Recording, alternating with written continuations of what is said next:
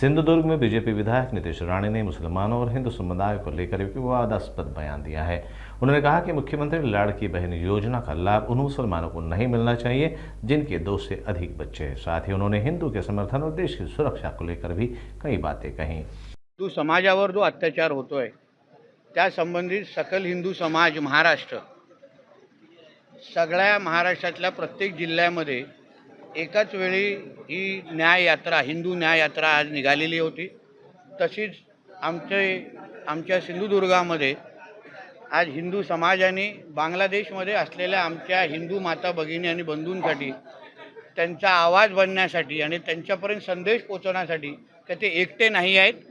महाराष्ट्रातला सिंधुदुर्गातला हिंदू समाज हा त्यांच्याबरोबर आहे आणि त्यांच्यावर होणारे जे काही अत्याचार आहेत या सगळ्या गोष्टी आम्ही फार बारकाईने बघत आहोत।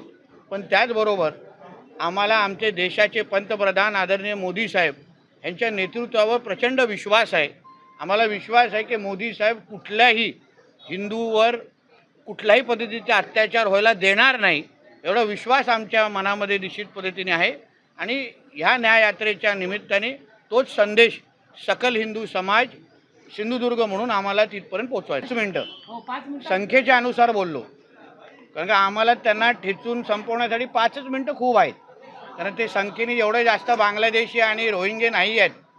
म्हणून मोदीजींनी परवानगी दिली तर 5 मिनिटाचं ते काम करण्यासाठी हिंदुत्ववादी कार्यकर्ते म्हणून आम्ही तयार आहोत। हो, कारण का अत्याचार जे बांगलादेशमध्ये होत आहेत, रोज ठेचून मारलं जात आहे। आमच्या धर्मगुरूंना इस्कॉन असेल अन्य धर्मगुरूंना अटक केली गेलेली आणि त्यांची केस लढवणारे वकिलांना पण मारून टाकलं जात आहे। आमच्या माता भगिनींवर सामूहिक बलात्काराचे घटना वाढत चाललेल्या आहेत। या बौद्ध समाजाच्या मूर्त्या विटंबना केली जात आहेत, बौद्ध समाजाला टार्गेट केलं जात आहे। या सगळ्याच्या विरुद्ध आमच्या मनात राग आहे ना। आज बांगलादेशमध्ये घडते, उद्या देशामध्ये घडू शकतं। म्हणून या सगळ्याबद्दल एक संदेश गेला पाहिजे आणि म्हणूनच आम्ही ते वक्तव्य केलेलं आहे। आपत्तीपेक्षा जास्त असेल, कारण का एका बाजूला मतदान करत असताना मोदीजी नको, हिंदुत्ववादी विचाराचं सरकार महायुती सरकार नको, पण अन्य वेळी आमच्या प्रत्येक शासकीय योजनेचा लाभ घेणारे मुसलमान समाजाचे कुटुंबीय असतात। मग तुम्हाला अगर तुमचा धर्मच महत्त्वाचा असेल मग तुम्ही लाभ कशाला घेता? आणि मुख्यमंत्री लाडली बहीण योजनेमध्ये जे लाभार्थीची यादी आहे त्याच्यात बघितलं, त्याच्यामध्ये जास्त लाभार्थी हे त्याच संख्येचे दिसत आहेत।